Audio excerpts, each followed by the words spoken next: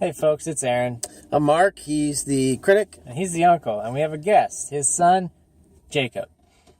And we saw The Huntsman, Winter's War. So what'd you guys think?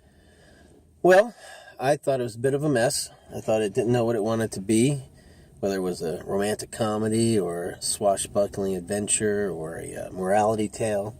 Tried to, I think, be all three, and it didn't really succeed at any of it. I thought they were trying to be one of those movies where it's set in an ancient kind of thing, but they sometimes have dialogue that's more modern, and it was incongruous for me. I didn't care for it. What did you think, Jacob? It was okay, but I was actually falling asleep during a part of it.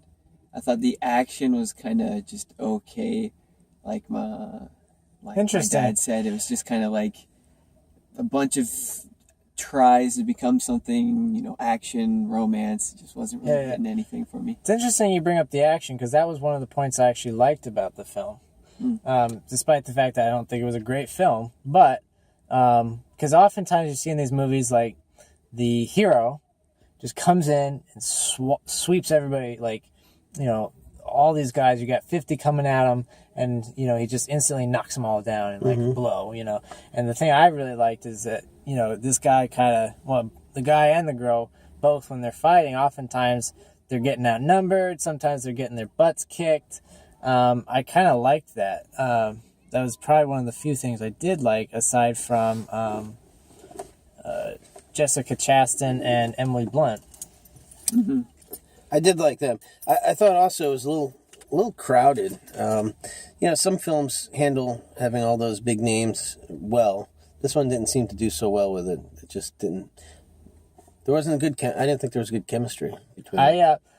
I'll start with the strong suits I liked. I had fun with it at times. Some of the comedy landed, some of it didn't. I really appreciated the fact that, I heard somebody say that they thought Emily Blunt was one of the worst parts of this movie. I totally disagree. I don't know if people like this school of acting that Charlize Theron was bringing to the evil witch, which was much more dramatic.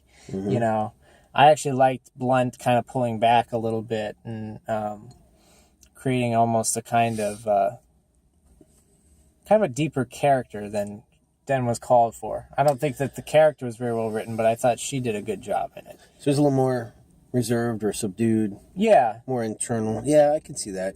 I will say this too: they didn't do well making me care about any of those characters. There was never a moment where I was like, oh, shoot, he might die or she might die, and it was fairly predictable. Yeah. So, well, the first part, actually, you're talking about predictability. I agree with you from probably half hour in. That's life, folks. Probably a half hour in. After a half hour in, I would agree with you. The first half hour actually had me. It wasn't at first the movie I expected. It became the movie I expected, but then at first it wasn't, because I thought that Emily Blunt's character was going to be a good guy who, from the advertising at least, that she was going to be a good guy who kind of shepherds the war against Charlize Theron. But actually they take a little twist to that. So that part surprised me. However, once we settled into that story, then parts do become very predictable. You know who's going to bite the bullet, who's going to have to live, Yeah, I don't think it's a spoiler to say if the Huntsman's going to live, for crying out loud. His name's on the movie. So I do agree that there are parts we don't care. I had fun with it, but it's not enough to be a really well-rounded movie, so I can't quite give it a good score. I can't quite, make it fresh, if they were saying fresh, So I'd probably say a 2.9. It was nearly good, but the narration was over the top. They were beating us over the head with the narrator telling us everything we were supposed to feel, and there were elements of the story that, you're right, just didn't blend well together. So I can't quite give it a good score. I'd say 2.9, it's almost good. Seems pretty good. I'm going to give it a C minus. Yeah.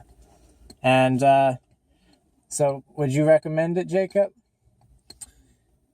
I mean, if you like, fairy tales and stuff, probably. But there are probably other movies to watch. Would you spend $10 on that? No. Yeah. I wouldn't spend. Would you $10. spend $5 on it? Yeah, definitely $5. Definitely $5. So wait for it to come out on streaming and order it. There you go, folks. And let us know what you think if you see it.